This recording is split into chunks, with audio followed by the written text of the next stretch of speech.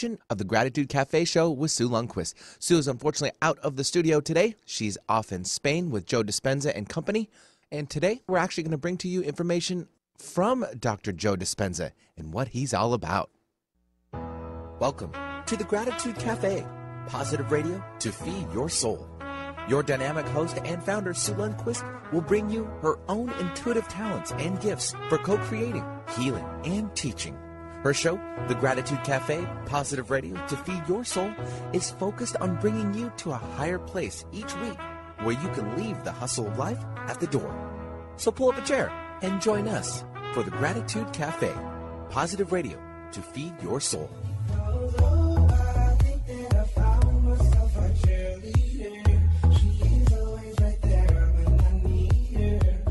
And good morning, everybody. Welcome to the Gratitude Cafe. Of course, today actually is a special show today. Sue, unfortunately, is out of the studio, but in place of that, we're actually going to be bringing you some Dr. Joe Dispenza educational material that was gifted by him and his people, and it gives a sneak peek on what he and his methods are all about. So the footage is actually heard today. It's a huge gift that we're going to be bringing to you, so you definitely want to take advantage of this time today. Some of the things that we'll be learning and hearing from Dr. Joe Dispenza today, it's about creating your future, thinking greater than your environment. Also, your personality creates your personal reality, and you're not doomed by genetics. A wonderful story even about overcoming cancer, and of course, 2 states of mind survival and creation, and how you can change.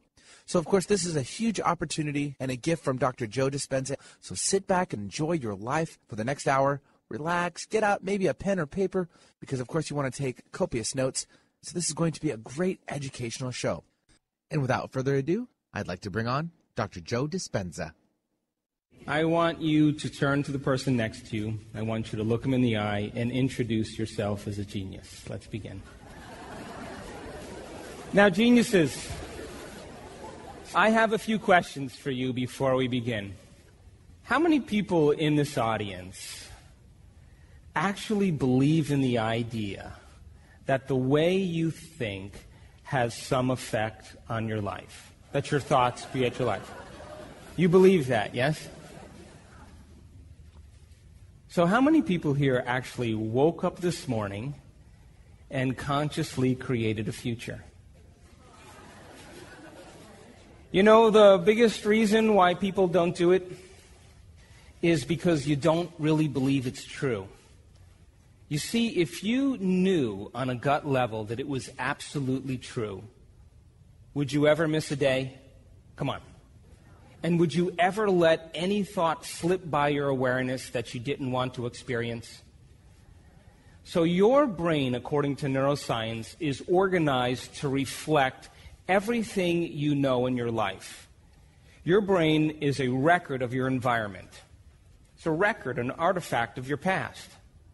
So if you believe this, then does your environment control your thinking, or does your thinking control your environment? So if you wake up in the morning and you get out of bed on the same exact side as you did the day before, you shut the alarm clock off with the same finger, you slip into your favorite slippers, you shuffle into the bathroom and you use the toilet like you always do, then you walk over to the mirror and you look at yourself to remember who you are, then you get into the shower and you wash yourself in the same routine way, then you groom yourself to look like everybody expects you to look, then you go downstairs and you drink coffee out of your favorite mug, then you drive to work the same way as you did the day before, you see the same people that push the same emotional buttons. You do the exact thing that you know how to do and you memorize and can do so well that you're an expert at. Then you hurry up and rush home so you can hurry up and check your emails, so you could hurry up and go to bed, so you could hurry up and do it all over again. Now, here's my question. Did your brain change at all that day? We could say that you were thinking the same thoughts, performing the same actions, that create the same experiences, that produce the same emotions, but secretly expecting something to change in your life. Would you agree? So then, as the environment turns on different circuits in your brain, you begin to think equal to your environment. as you see the same people and go to the same places and do the same things at the same time, it's the external environment that's turning on different circuits in your brain, causing you to think equal to everything that you know. And as long as you think equal to everything that's familiar or known to you, what do you keep creating more of? Same life. Now, the quantum law is still applying to you. You're just thinking equal to everything that you know, and you keep creating more of the same. To change, to truly change, is to think greater than your environment. And every great person in history knew this, whether it was William Wallace or Mahatma Gandhi or Martin Luther King or Queen Elizabeth I or Joan of Arc. They all had a vision. They all had an idea. Couldn't see it, couldn't smell it, couldn't taste it, couldn't feel it, but it was alive in their mind. It was so alive in their mind that they began to live as if that reality was actually happening now.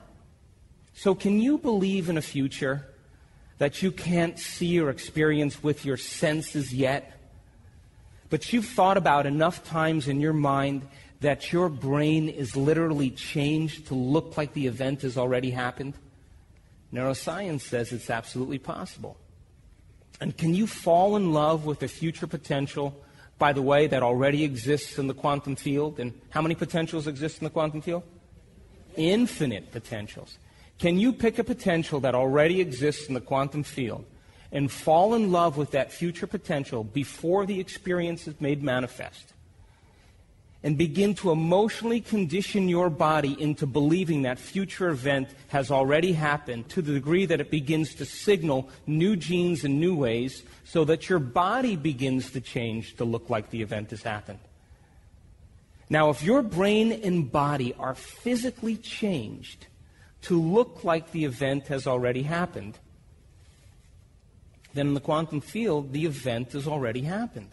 Now, hang on, because it's going to come in a way that you least expect. Now, why does it have to come in a way that you least expect? Come on, geniuses. Because if you can expect it, it's nothing new. It's more of the same. It's got to come in a way that you would never anticipate, that rocks your world, that leaves no doubt that what you did inside of you produced some result outside of you. And when you can begin to see the results of your efforts, you'll pay attention to what you did and you'll do it again. How many people understand? Now, your personality creates your personal reality. That's it. It's that simple. And your personality is made up of how you think, how you act, and how you feel. So the present personality who's sitting here today, you, has created the present personal reality called your life. Would you agree? Would you also agree then, if you wanted to create a new personal reality, that on a fundamental level you would have to change the thoughts that you are thinking, the behaviors and habits that you're demonstrating, and the emotions that you've memorized that's become part of your identity? And most people try to create a new personal reality as the same personality, and it never works. We have to become somebody else.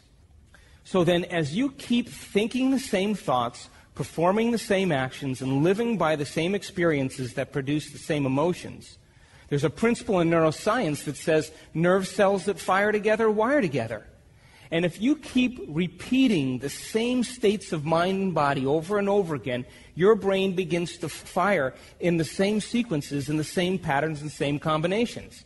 And whenever you make your brain work in a certain way, that's called mind. Mind is the brain in action. So as you remind yourself every day who you think you are, you're causing your brain to fire in the exact same ways. And as they fire and wire in the same patterns over time, the brain moves into a very finite signature, and that's called your personality. Now, that box in your brain isn't literally a box, but it's the most commonly wired, neurologically fired programs that run redundantly because we keep doing the same things over and over again. To change your mind, then, is to make the brain work in new sequences and new patterns and new combinations, to begin to make the brain work differently. And the one ingredient that allows us to do that is knowledge or information. Because every time you learn something new, you make a new connection in your brain. That's what learning is. Learning is forging new connections. Remembering is maintaining or sustaining those connections. So then, as the person begins to live by the same programs over time, the quantum law of reality says that your environment, your outer world, is an extension of your mind. So as you keep reproducing the same level of mind, you as the quantum observer are observing your life from the same level of mind. And as long as you observe from the same level of mind, your reality will keep showing up the same way.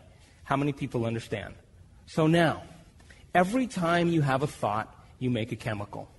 And if you have a great thought, or an unlimited thought, or a joyful thought, you turn on a set of circuits in your brain that fires in a very specific sequence, pattern, and combination, that produces a level of mind, that turns on another part of the brain that makes a chemical for you to begin to feel exactly the way you were just thinking, great or unlimited or joyful. Now, if you have a negative thought or an unhappy thought or a self-depreciating thought, you turn on a different set of circuits and a different combination, a different sequence, and a different pattern that produces a different level of mind. And the brain then begins to make a different batch of chemicals that signals the body for you to begin to feel exactly the way you were just thinking, negative or unhappy or unworthy. So the moment you begin to feel the way you think, because the brain is in constant communication with your body, you begin to think the way you feel, which makes more chemicals for you to feel the way you think, and then you think the way you feel, and then you feel the way you think, and then you think the way you feel. And some people do this for 20 or 30 or 40 years. Now, the redundancy of that cycle over time creates what I call a state of being. And a state of being is when your mind and body are working together, or your thoughts and feelings are aligned to a concept. So thoughts are the language of the brain, and feelings are the language of the body. And as people get caught in this cycle of thinking and feeling and feeling and thinking, over time, they condition their body to memorize that emotion as well as the conscious mind. And whenever the body knows as well as the mind, that's called a habit. A habit is when your body is the mind. Now, 95% of who you are by the time you're 35 years old is a set of memorized behaviors, a set of emotional reactions, beliefs, perceptions, attitudes that run just like a computer program. So 5% of your conscious mind begins to work against 95% of what you've memorized. So the person wants to think positively, but they're feeling negatively. They want to create their dream board, and put up their future life, but they feel unworthy. That's mind and body in opposition. We have to recondition the body to a new mind. So if 95% of who you are by the time you're 35 years old is a set of memorized behaviors in which the body is the mind, then to change then is to be greater than your body. Now, how many people here, well, you'd have to be over 35 for this one, but couldn't consciously remember a phone number? And you walked over to your phone, you looked down at the receiver, and all of a sudden your fingers dialed the number. Well, what's up with that? You couldn't consciously remember it, but you practiced it so many times that your body knew better than your brain. So 95% of who you are is a set of those programs in which the body knows better than the mind, or the body becomes the mind. So would you agree then if you have an insecure thought, you're going to feel insecure? Yes? And the moment you feel insecure, aren't you going to think more insecure thoughts? Which then you're going to feel more insecure, then you're going to think more insecure thoughts, and then you're going to say, I am insecure.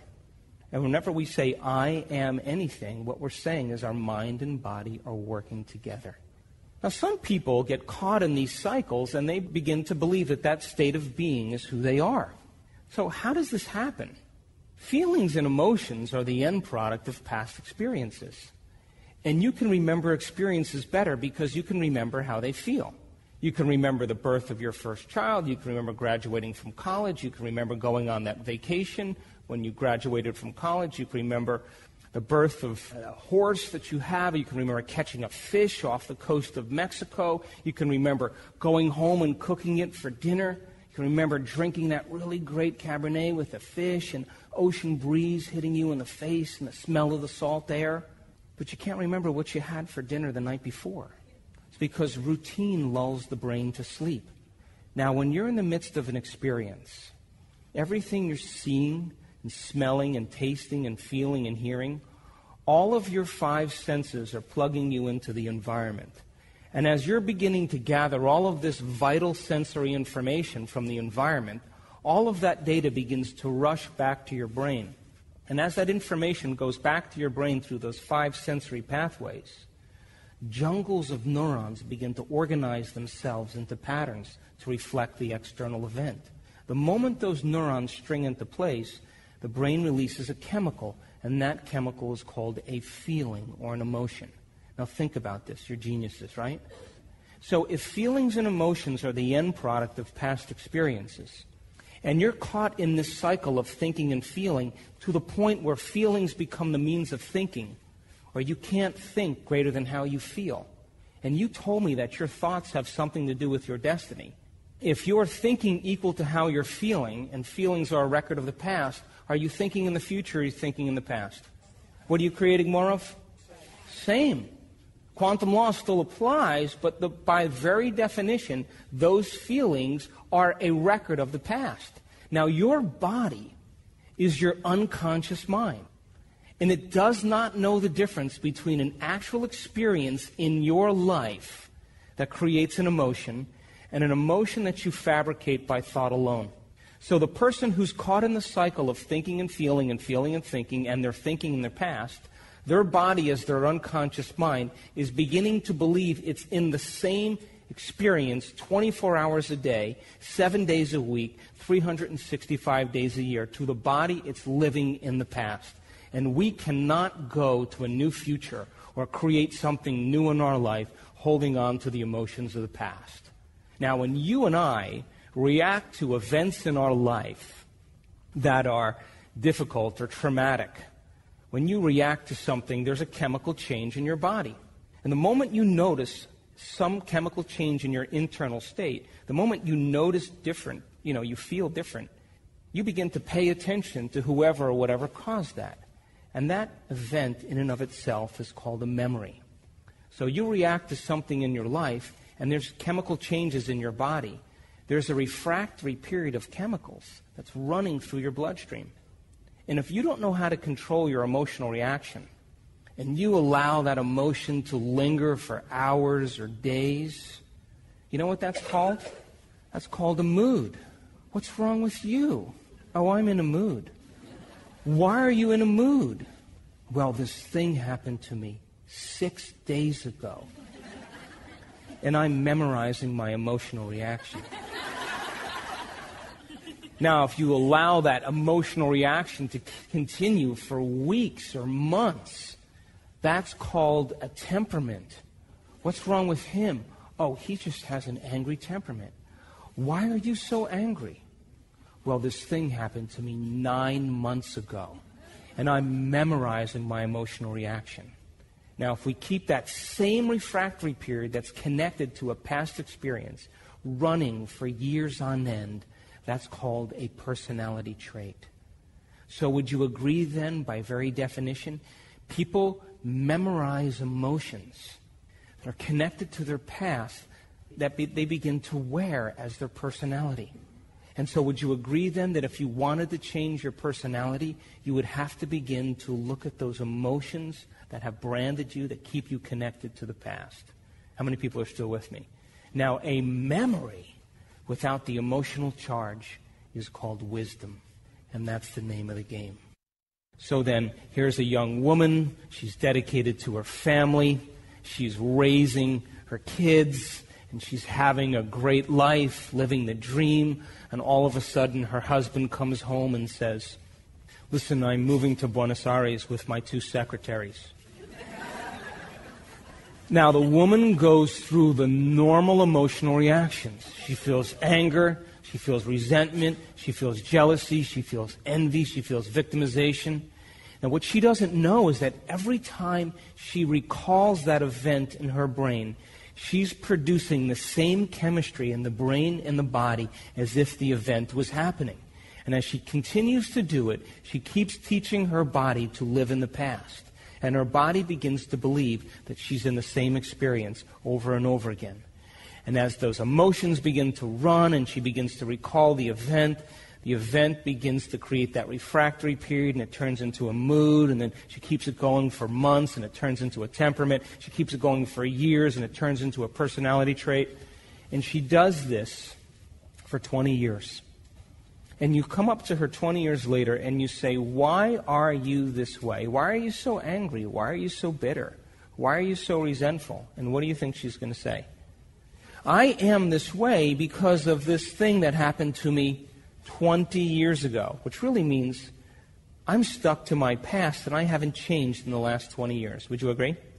And I was altered from that event and I haven't been able to make my way back. Okay? Another woman raising her family, living the dream with her, raising her children, happily married. All of a sudden, her husband comes home and says, I'm moving to the south of France with my 2 secretaries and the mailman. And she goes through the same emotional reaction as the other lady. But all of a sudden, she realizes that living by this emotion isn't loving to her. And if she really loved her ex-husband, truly loved him, she would set him free. So she begins to read books about unconditional love, and she begins to fire and wire new circuits in her brain. She begins to establish networks of neurons to reflect this new mind. She contemplates on it and thinks about it, reinforces the circuits, and then she begins to apply what she learns. And she raises those children by herself. She takes them to all their competitive events and ballet. She goes to school in the evenings. She goes to work during the day. She graduates from college. She gets a new job at a successful company. 2 years later, she falls in love with the senior vice president. He travels the world and he takes her with her. 3 years later, they buy a home in the south of France, close to her ex-husband. Then her children graduate college and they get married and she has grandchildren. And you approach her 20 years later and you say to her, well, didn't your husband leave you 20 years ago?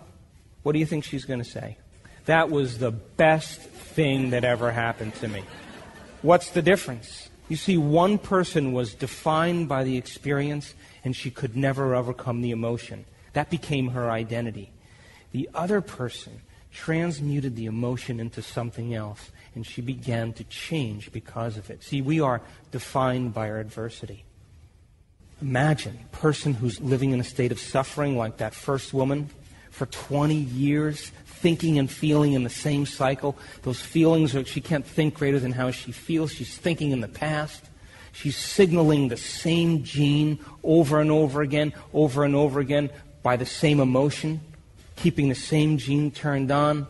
And all of a sudden, she decides to change after 20 years of this. Now remember, the body has become the mind. The servant is now the master. And so all of a sudden, she shows up back up on the scene and she says, today, no more complaining, no more blaming, no more making excuses, no more talking about anybody else, no more self-pity. I'm just going to stop today. What do you think the body's going to say? Where you been?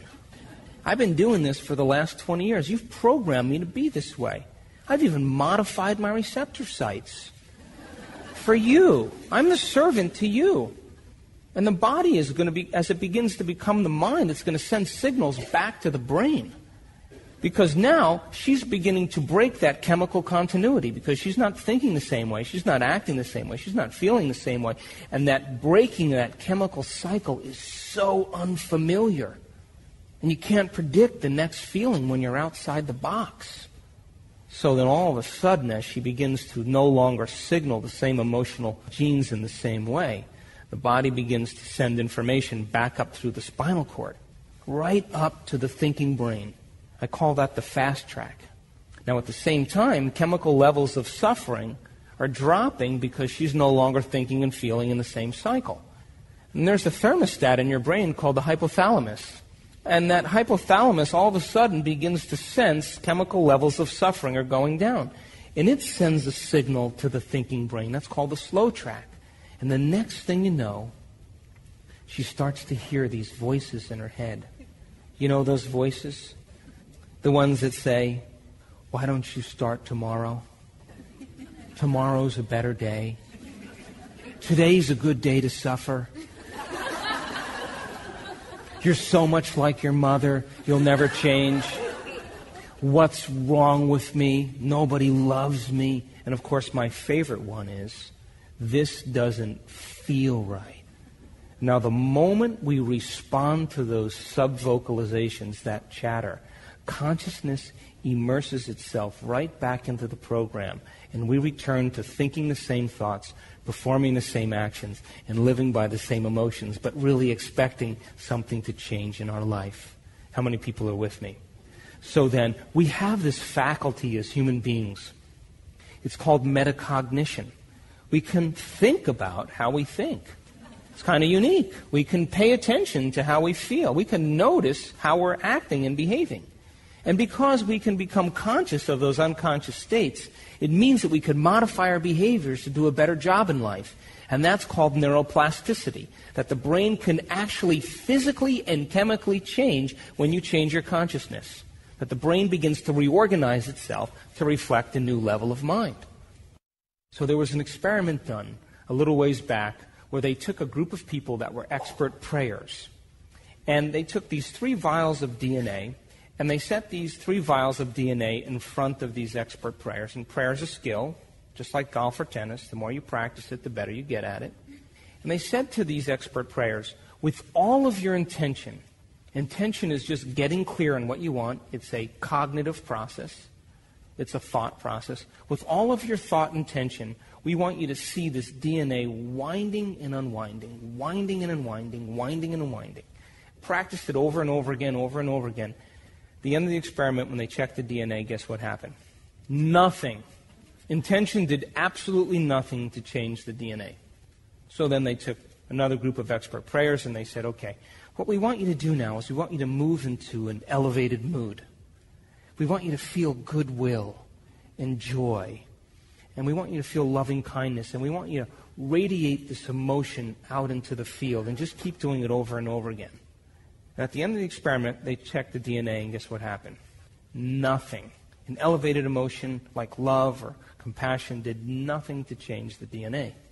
But when they said to these people, okay, we want you to get very clear in your mind on seeing this DNA either winding or unwinding, and then we want you to move into an elevated emotion of how you would feel if the DNA unwound. Give thanks for it unwinding before it actually unwound. Guess what happened? 25% of the DNA unwound. You see, the thoughts that you think are the electrical charge in the quantum field. And the feelings that you emote are the magnetic charge in the quantum field. And how you think and how you feel broadcasts an electromagnetic signature that influences every single atom in your life. The thought sends the signal out, and the feeling draws the event back. Now, what are you broadcasting every day?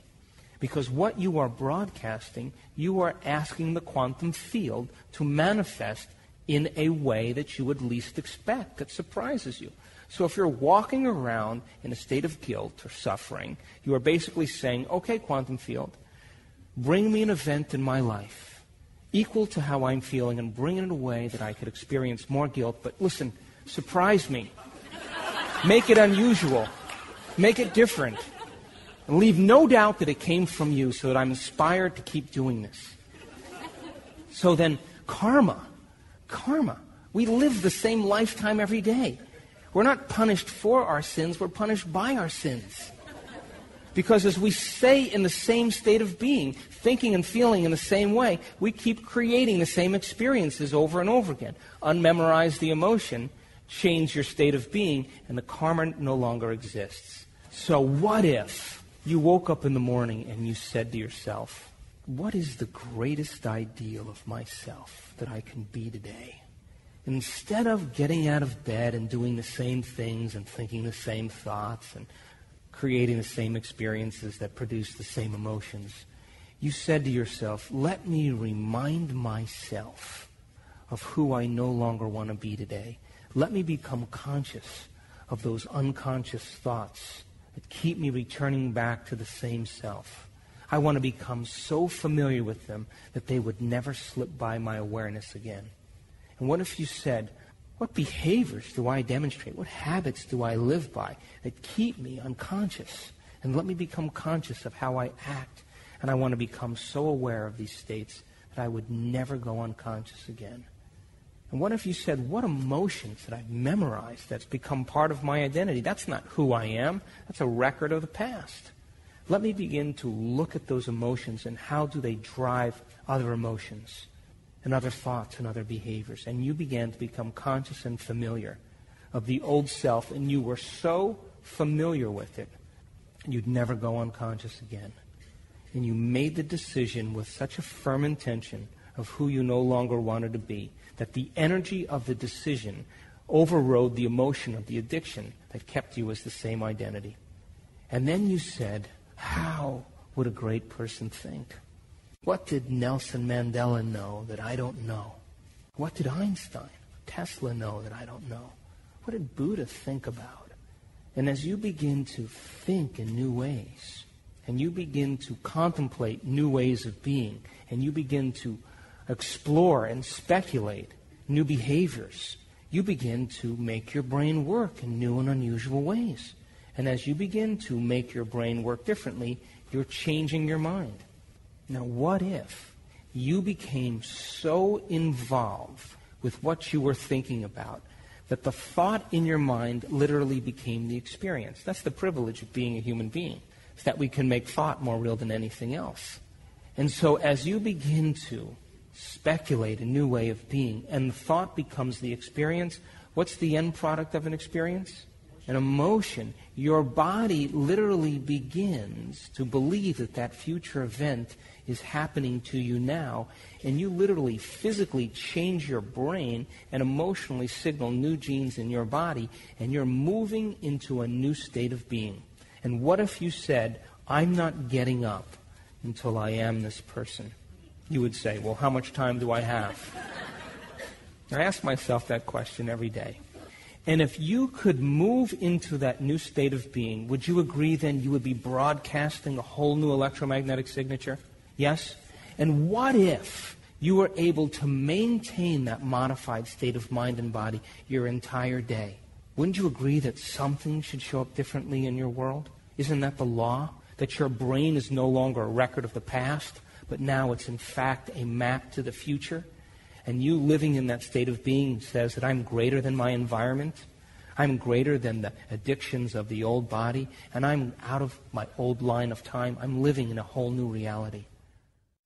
So we had a middle-aged man who was diagnosed with cancer. And he was on an elevator, and he was getting ready to go to work, and he was going up the elevator, and he was standing next to a dermatologist. The dermatologist leans over and looks at his face, and he says, hey, you know what? Step off the elevator with me. And the dermatologist takes this man off the elevator, and he says, listen, my office is right down the hallway here. I want to talk to you. You have cancer on your face. And so this guy goes into the dermatologist. It's a malignant melanoma. They freeze it, they cut it out, and they radiate it. 4 months later, it grows back on his neck, even larger. He goes back, he gets it frozen, he gets it cut out, he gets it radiated. 4.5 months later, it grows back on his side, but this time it's even bigger. He goes back to the dermatologist, they freeze it, they cut it out, and they radiate it. Now, this guy had seen What the Bleep, he had read my first book, he had been to one of our Level 1 workshops, and he had read, he was pretty well read in a couple other books and concepts about epigenetics, and he stopped and he said, now what is this marble rolling around in my brain that keeps creating this condition? So he packs up his bags and he takes his wife to Rosarita Beach in Mexico. He retreats from his familiar life that keeps turning on the same circuits in his brain to remind him who he thinks he is. And he sits on the beach and he says, what emotion have I memorized that keeps signaling the same gene that's creating this disease? And he begins to observe himself in his life. And he has the realization that he had spent the last 25 years of his life living in resentment.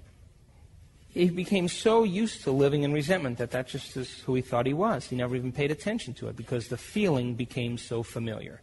How many people are with me? So he takes out a piece of paper and he says, how do I think when I feel this way? And he writes down for the whole day every thought that was driven by that emotion. He closes his eyes and he memorizes the entire list, so much so that he was like Gandalf on the bridge saying, you may never pass again. And at the end of the day, when he had the whole list in his mind and he was completely familiar with all of those thoughts, he surrendered them into the quantum field and asked the quantum field to resolve it in a way that was right for him. Next day, he goes back out on the beach, he sits under the palapa and he says, what behaviors do I demonstrate when I live by this emotion? What do I say? How do I act? And he sits down and he writes down everything he says and how he acts, makes this long list, and he reviews the list over and over again until he's got it completely committed to memory. Knows thyself. And as he becomes conscious of those unconscious programs, at the end of the day, he surrenders it to the quantum field and asks it to resolve it in a way that's perfect for him. Next day he goes out, he says, now, what emotions does this emotion drive? And he begins to write down impatience and judgment and prejudice and envy, and he writes all these emotions, he begins to observe himself. Now remember, the more he's observing himself, the more he's not the program, but he's the consciousness observing the program. Would you agree? He's objectifying his subjective mind. And at the end of the day, he surrenders those emotions. The next day he goes out, he does all three of them together again. He goes over the list over and over till he's got every single thought, every single behavior, every single emotion tapped out. Right around the fifth day, all of a sudden, guess what happens? He starts feeling really happy. Because why? He's no longer firing and wiring the same circuits. He's no longer emotionally signaling the body in the same way. He's no longer turning on the same gene. He's no longer producing the same behaviors that create the same emotions. And his body is all of a sudden becoming freed from the chains of those emotional addictions. And as he begins to feel free, he's liberating energy. He's no longer contracted. The body's no longer living in the past. And when the body breaks free from the chains of those emotional addictions, the side effect is called joy, because the body is liberating energy. So now he's got all this available energy. He's broadcasting a whole new signature, and he feels so good, he starts to naturally think about how he's going to be when he returns back into his life. And he starts thinking about how he's going to act, what thoughts he does want to put his energy behind. He begins to rehearse new ways of being, and he starts to begin to think about how those experiences would feel. And he starts signaling new genes in new ways. He does it every day for 5 days. He walks back into his life after 10 days. He's in the shower the day of the surgery because the tumor grew back another time on his calf. That's what motivated him to do this again. But it was about the size of a lemon. And so on the day of that surgery, to have that tumor removed, he was in the shower washing his hair, and he looks down, and the tumor fell off his leg. So then he took the tumor and he put it in a plastic bag, and he called the doctor's office and he said, what do I do with this thing? They said, bring it in, we want to see it. Now, new personality, new personal reality. Would you agree? The tumor existed in the old personality. He was somebody else. And he couldn't have that disease any longer because it was connected to the old emotion. His body was no longer living in the past, but now it was living in the future. How many people understand? So then as he began to emotionally feel differently, he began to literally turn on new genes that began to change his expression of self. And as he began to fire and wire new circuits, he was installing the new circuitry in his brain, the hardware, that he could use when he returned back into his life. His brain looked like the experience has already happened. His body was already emotionally being signaled as if the event was happening. He was already living in the future in the present moment. How many people are with me? That's what we do in our workshops. So then, we live in two states of mind. We either live in a state of survival or we live in a state of creation. Now, living in survival is living in stress. And stress is when your body's knocked out of homeostasis. Stress is when your body's knocked out of balance. The stress response is what your body innately does to return itself back to order. You with me? Now, you have three types of stress. You have physical stress, like trauma, accidents, injuries, falls. You have chemical stress, like flus and allergies and pesticides and pollutants and heavy metals and blood sugar levels and, that type of chemical imbalance, toxins. And then you have emotional stress. Traffic jams, internet connections, second mortgages, single parenting, 401ks, family tragedies. And your body is knocked out of balance in every single one of these things. You with me? Now, all organisms in nature are designed for short-term stress. Gazelle gets chased by a lion, and the gazelle outruns the lion. 15 minutes later, it goes back to grazing, and the body returns back to homeostasis. Now, human beings, do you know that we can turn on the stress response just by thought alone? We can begin to think about some worst-case scenario, and to the exclusion of everything else, we can focus on it to such a degree that we make the thought so real that the body begins to physiologically change as if the event was happening. We knock the body out of balance, and the body begins to believe that that future thing that we're focusing on is happening to us now. How many people are with me?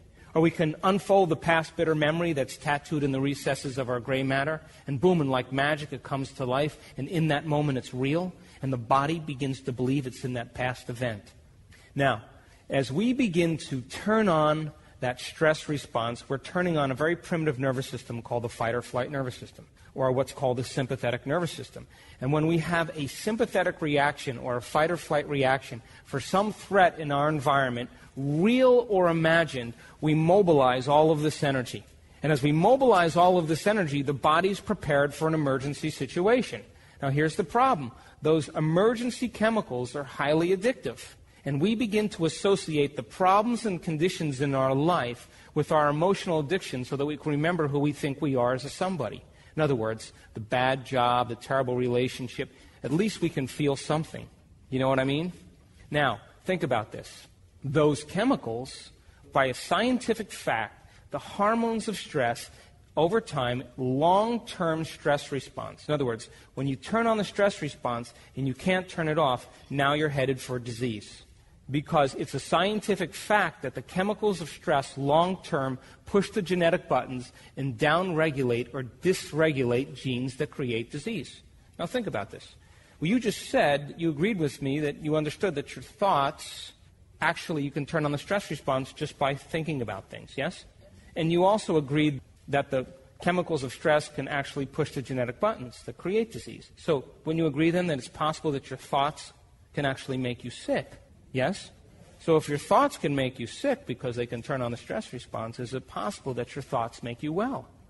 So, those emotions that are created from the hormones of stress are these emotions: anger, aggression, hatred, prejudice, frustration, fear, anxiety, depression, hopelessness, insecurity, powerlessness. Those are all driven by the hormones of stress. And that's what psychology calls normal states of consciousness. Those are the altered states of consciousness. And those emotions do something really amazing. They endorse the ego. And as they endorse the ego begins to become selfish, self-involved, self-centered, self-indulging, self-aggrandizing, full of self-pity. It's all about the self. Now, when the gazelle is being chased by the lion, she's only concerned about three things. You know what she's concerned about? My body. I got to take care of my body. Where in my environment am I going to go? And how much time do I have to get there? The body, the environment, and time. Now, when you and I live by the hormones of stress, we obsess about our bodies. You know what I mean? Hairstyles, what you look like, overweight, underweight. You obsess about things in your environment that you own or you don't own. We obsess about or become over-focused about time. because those chemicals of stress cause us to begin to believe that we are a body in this environment living in linear time, and that's not who we are. Because those chemicals cause us to begin to function as materialists. And the self is something beyond the body in this environment and time.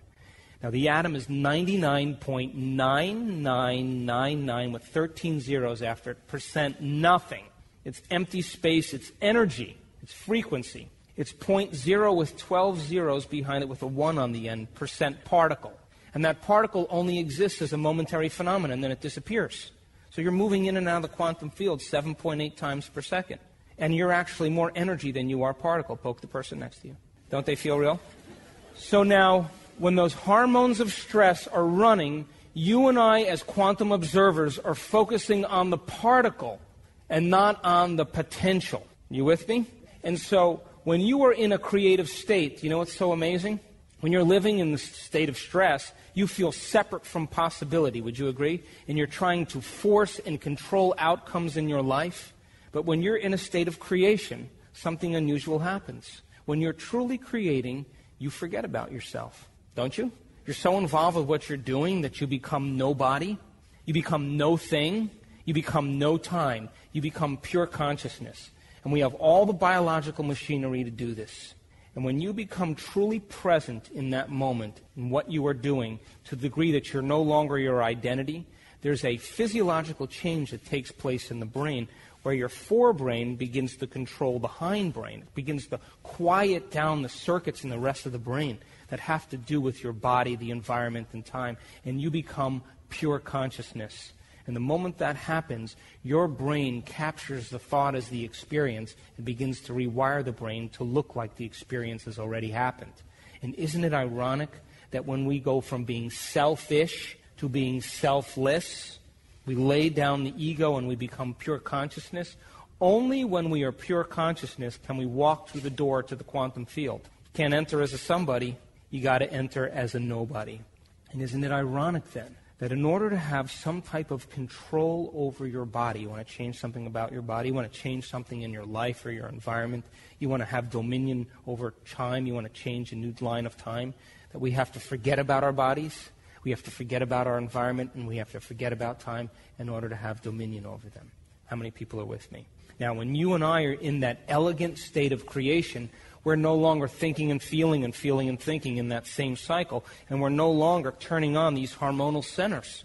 And if you literally are no longer there, you are absent, you're pure consciousness, you forget about you, then you're no longer signaling these hormonal centers, and that energy begins to move somewhere, and guess where it moves? Right into your heart. Now, this is not a metaphysical concept, this is pure physiology. And when you begin to fall in love with your creation, you want the moment to last. And the moment that happens, you are literally signaling new genes in new ways, and your body's beginning to change. Now, most people wait for what? Crisis or trauma or disease or loss or diagnosis to really want to change. They wait to the point where the ego is brought to such a low level that they cannot go on business as usual any longer. That's when we begin to look at how we're thinking or what we believe or how we act or our attitude or what emotions we're living by. And my message is, why wait? We can learn and change in a state of pain and suffering, which tends to be the human model, or we can learn and change in a state of joy and inspiration. Now, you want to learn the hardest part about all of this? You ready? The hardest part of all of this is making the time to do it. That's it. That's it. Making time for your precious self. Waking up in the morning and beginning to think about a new possibility that exists in the quantum field. And as your brain begins to speculate new ways of being, the frontal lobe looks out over the landscape of the entire brain, and it begins to turn on certain circuits that you learned intellectually and other networks of neurons that you've experienced, and seamlessly piece this knowledge and experience together to create a new level of mind. And as it begins to do that, you are actually tuning in to a possibility that exists in the quantum field. Now, when is self-love born? When you're sitting down and your body is raging and it's trying to unseat you, telling you that you can't do it, or beginning to send signals back to your brain And as it begins to do that, and you're sitting there, instead of giving into it, you say to your body, that's all you got? That's your best? You know what? I'm going to wait till you're done. And then I'm going to recondition you to a new mind, and you're going to be so happy that you're happy. Because right on the other side of your fear is courage. It's the same energy. Right on the other side of your pain is freedom. Right on the other side of your sadness is bliss. It's the same energy. It's just trapped in the body. And so when you're living in survival, feeling separate from possibility, focusing on the particle instead of possibility or the wave, and you're using your senses to define reality, we're materialists. But when you move into an elevated emotion and you begin to get beyond that state, and your body is freed from the chains of those emotions, and you've overcome some aspect of yourself, you feel liberated, you're focusing on the 99.9999% possibility. You're no longer focusing on the particle, and you feel connected to something greater, and you trust in the outcome because you know that you've already experienced it. Now, I call that the natural state of being. That's a natural state of being. That's the normal state of consciousness. And those stress hormones are the altered state of consciousness. And when you and I begin to change the things about ourselves that we don't like in the world, you know what I'm talking about, right? You can't say you want peace. We have to demonstrate all the changes we want to see in the world, to go from thinking to doing to being. Because you can get a group of meditators to focus on peace, and it'll absolutely lower crime rates in a community. It's a scientific fact. But when those people are done meditating and they leave the community, what happens? Returns right back to the ceiling level. It's not enough to just think it. We have to demonstrate it. And when you demonstrate greatness in any area of your life, you give people permission to do the same. Would you agree? So as you begin to liberate energy, your body goes from being more particle to more wave. And you liberate energy. Now you have available energy to begin to observe a new destiny with.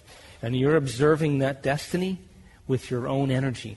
And you are taking waves of possibility and collapsing them into an event called an experience in your life. And I'm so happy to say that I'm not even here to convince you that it's possible. I already know it's possible. I mean, we just came from London this past, what's today? Wednesday? I got home on Monday, and we were teaching an advanced workshop there, and boy, there were so many miraculous things that happened to people. We had a lady that was exposed to a bacteria 15 years ago, and she was from London, and the bacteria on some level, according to the doctors, would never leave her body. She couldn't eat certain foods, and she couldn't travel, because anytime she traveled, of course, there was no food that she could eat. And then her blood sugar would go down, and she'd be further out of balance. And she came to our advanced training in Colorado last month. And like magic, all of a sudden, she's eating anything she wants. Now, you think she's a happy person? I think that's the greatest compliment you could ever give me, is when people have some type of personal breakthrough and they're free now. They're no longer the same personality. So then living by the same emotion every single day means nothing new is happening in our life. Would you agree? And living in those emotional states that keep us connected to those lower frequency emotions, that keep us focusing on particle or physical matter instead of possibility, living by those states over time signals the same gene in the same way. And that's what begins to create our genetic diseases. Is it possible then, as we begin to unmemorize that emotion and the body begins to become free, then you see possibilities that you never saw before because the filter of the emotion's been removed and you're no longer looking at your life from your past. You're seeing possibility again. Wow. What an amazing show we just had. If you just tuned in, you're listening to the Gratitude Cafe. Sue Ludquist is not in the studio today. We, of course, have aired within the last hour some great information and stories provided by Dr. Joe Dispenza and what he's all about. And, of course, don't forget you can visit Dr. Joe Dispenza's website to hear more about his extensive workshops. Visit drjoedispenza.com. If you like the show, help more people find us by adding your review of the show on iTunes. The more reviews we get, the more people we can reach with this inspiring message on the Gratitude Cafe. Simply search for Gratitude Cafe in iTunes, hit subscribe, and add your honest review. It would help us immensely, and we'll be forever grateful. It's one of the best ways you can give back to the show with your review. Thanks for tuning in to the Gratitude Cafe. Don't forget, every week is a new show, and you could submit your questions at SueLundquist.com/Gratitude Cafe. The show goes live at 8 a.m. Pacific Standard Time in Seattle on Seattle's Alternative Talk AM 1150. You can also call in to the show at 425-373-5527 or 888-298-5569. Find the live streaming link at SueLundquist.com/Gratitude Cafe. We'll see you next week.